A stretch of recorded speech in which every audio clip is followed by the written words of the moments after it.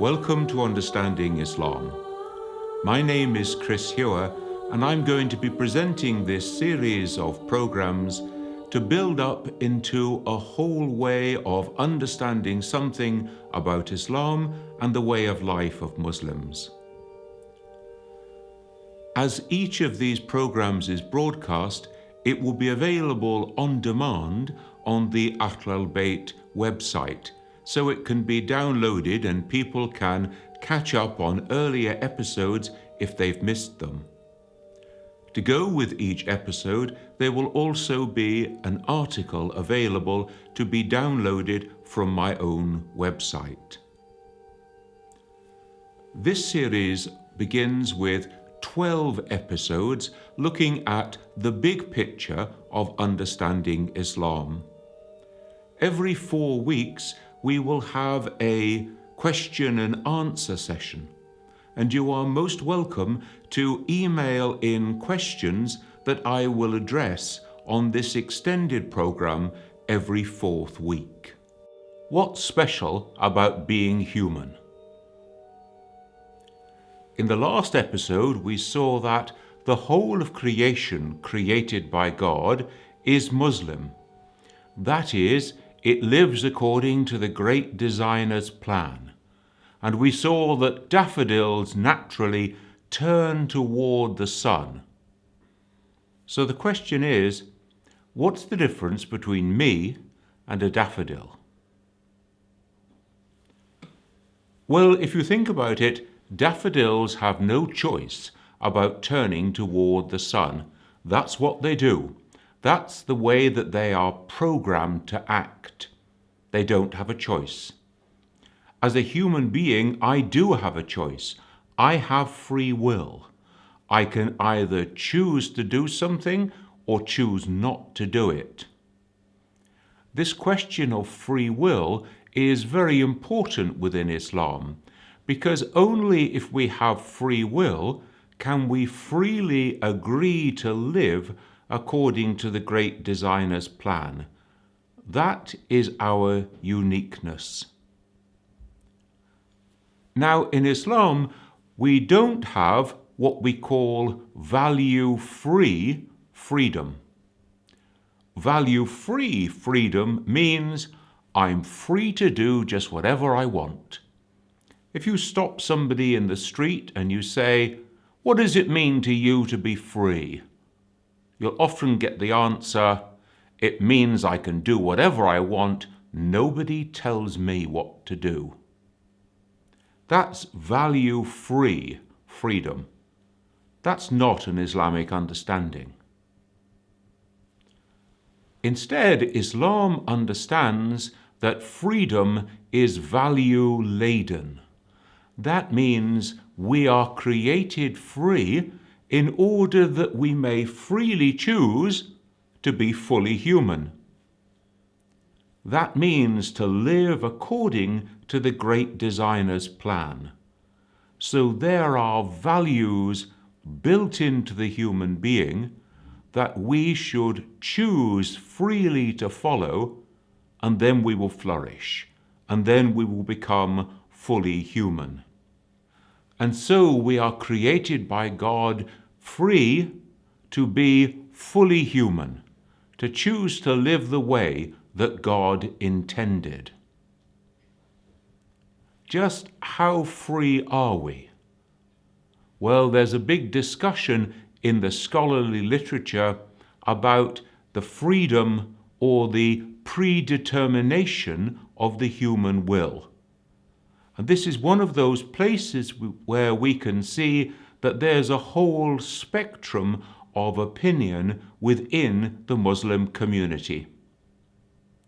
There were those Muslims at one end who thought, God is just. Therefore, God must judge me with justice.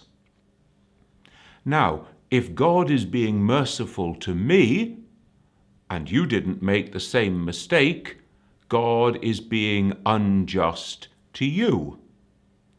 So therefore they said, well, there can be no mercy, there can only be justice. Wait a minute, the other scholars of Islam said, that's going too far, because God is merciful. And we have to allow room for the mercy of God in our understanding of free will. There were other Muslims who said, we really don't have any freedom at all. God compels us to act the way that we do, just as though God had written the script of a play, and all we can do is to play out the part that has been written for us. Now, if you take that position, you can see that there's no room for human accountability. If I am programmed to act in a certain way, how can you hold me responsible? And so the scholars of Islam said, that's the other end of the spectrum. That is going too far the other way. And so we have a whole spectrum from one end to the other.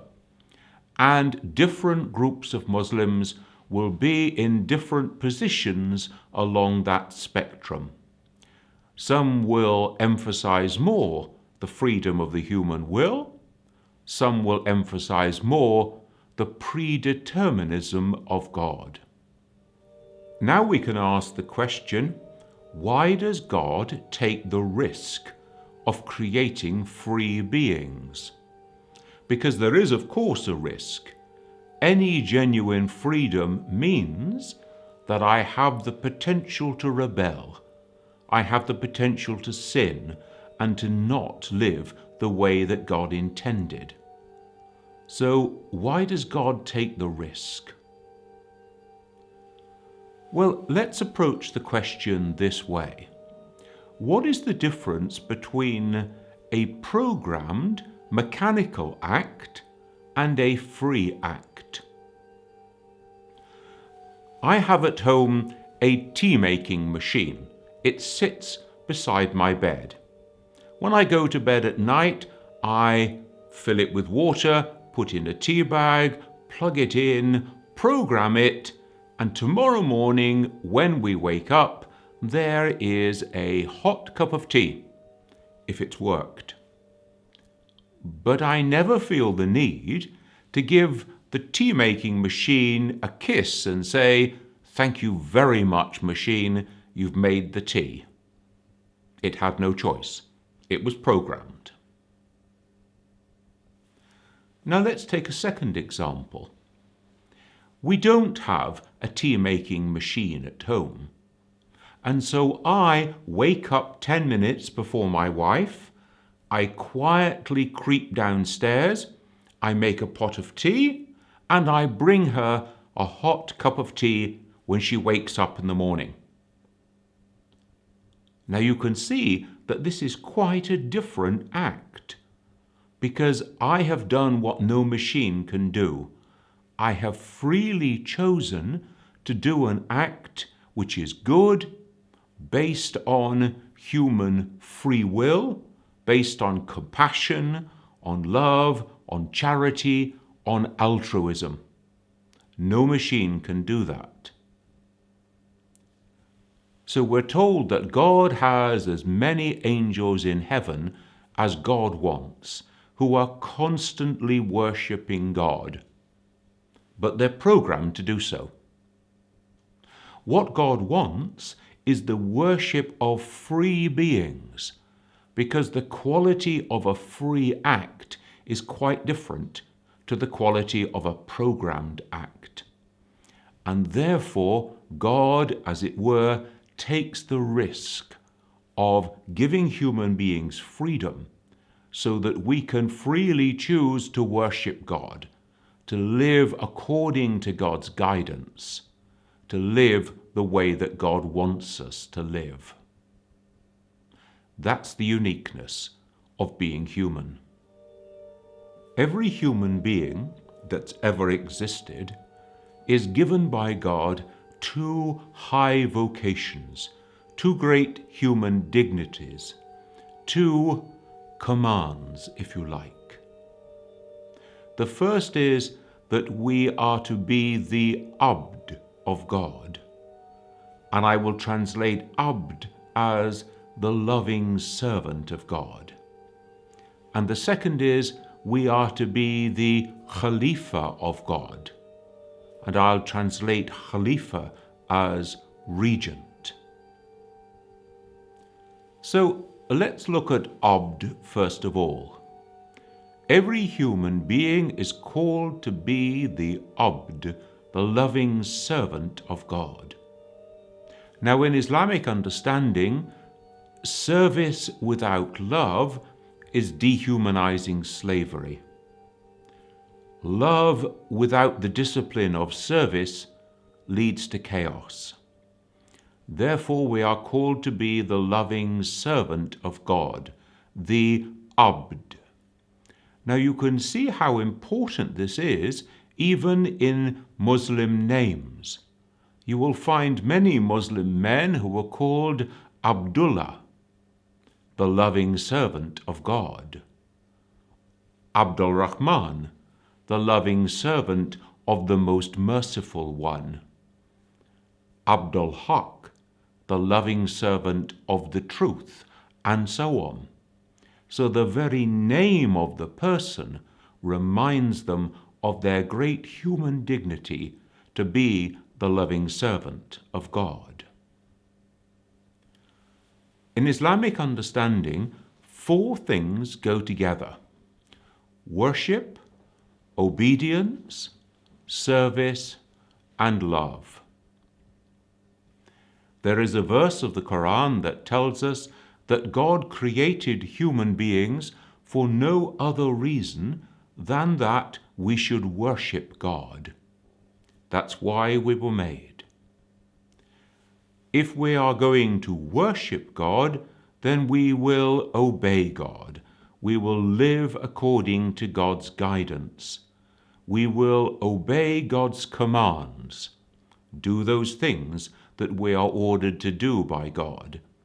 And we will obey God's prohibitions. We will keep clear of those things that are forbidden. If we are going to live in obedience to God, we will also serve God. So service is the 3rd characteristic. I am to serve God. I am to serve myself. I am not to damage my own health. Alcohol, for example, is forbidden because it damages human health, it damages human consciousness. In a sense, it degrades the human being. The ultimate damage to myself is suicide.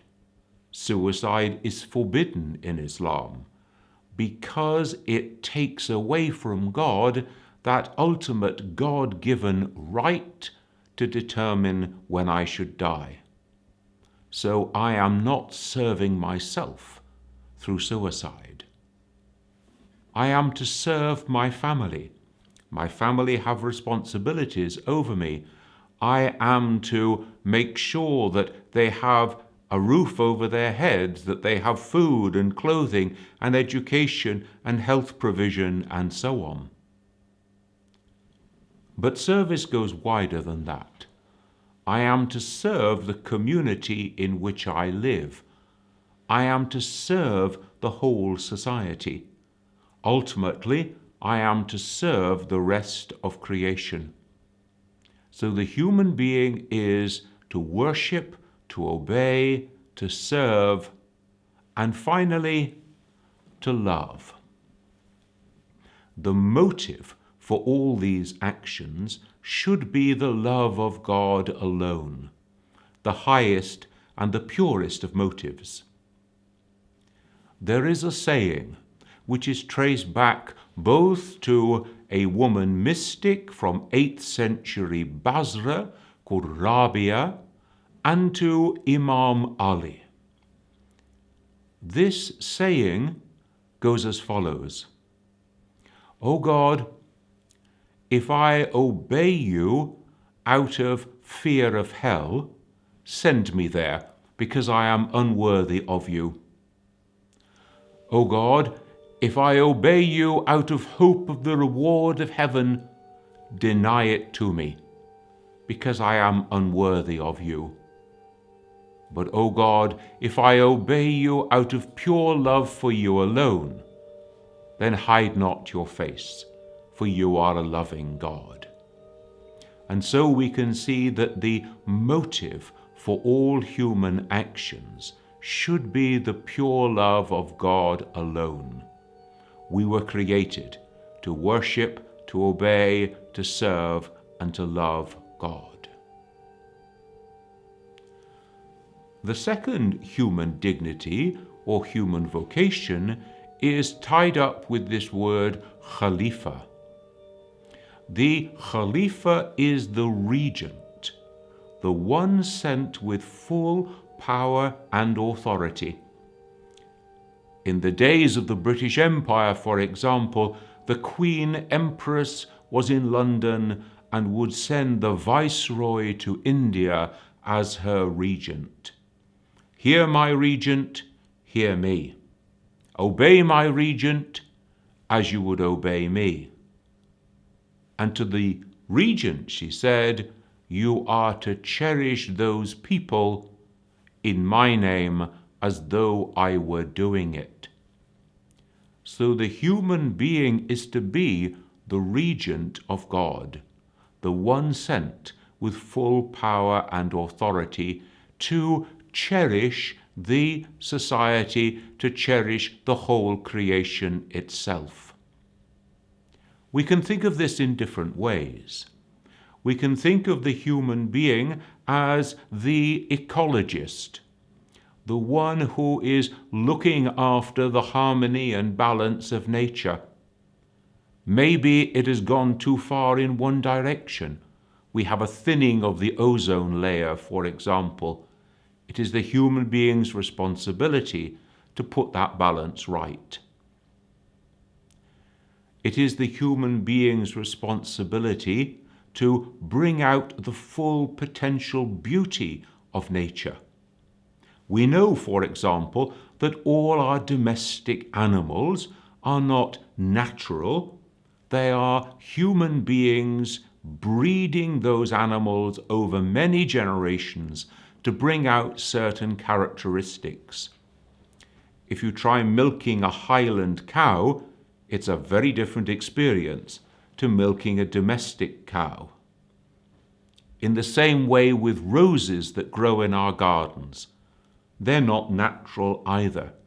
They are the product of human beings working with the creation to bring out its full natural beauty and potential. Now, just because you can do something does not mean that you should do it. There has to be a moral decision here. We know, for example, that certain breeds of dogs have been bred by human beings too much. There is a weakness that has been bred into them. And so our responsibility has gone too far. We have bred them beyond the reasonable limit. So the human being, for example, faced with the question of genetically modified foods, is not free to do just whatever we can, but there must always be a moral judgment. So we would say the human being is required to follow the ethical will of God. It's not just in the physical universe that human beings are to be the Khalifa of God. It's also in the social world in which we live. Human beings are to build just societies. They are to see that justice reigns. They are to see that the poor and the weak in society are looked after. They are not marginalized. Human beings are responsible for building the whole of society according to the great Creator's plan. So, human beings are to be the Abd and the Khalifa of God. We've seen then that all human beings have these two great dignities. With dignities come responsibilities.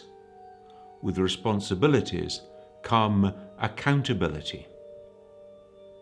It's not unreasonable that if I send someone as my regent with full power and authority, I will hold them to account.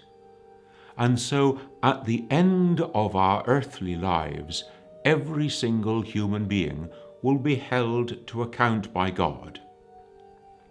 How have we discharged our duties to be the Abd and the Khalifa of God? Now this applies to every single human being, whether they know God or whether they don't, whether they have heard of Muhammad or Jesus or Moses, or maybe they have lost contact with any prophet that was sent to them. This means that it would be unjust to judge people about something that they do not know. And so every human being is to face judgment according to what we know. At the same time, we have seen in an earlier episode the concept of the Din al-Fitra, that is, the natural God-given way of the human being. So there is something natural about the human being to live in this dignified, balanced, just, peaceful way. Indeed, the Quran tells us of an episode before human beings were sent to the earth. We call this the conference of the pre-embodied souls, when God calls all the souls together and asks, "Am I not your Lord?" And they respond, "Yes, indeed, you are." And so, in Islamic understanding, there is within the human being a natural disposition to live according to the great designer's plan. This we will answer for on the day of judgment. Now, there's obviously a difference between not knowing something and, on the other hand, knowing it and rejecting it. So to know and to reject the guidance of God carries consequences with it.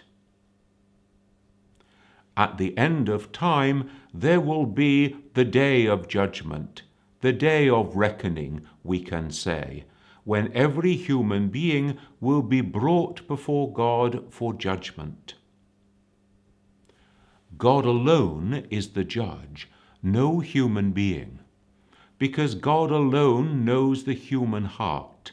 God alone knows the human intention.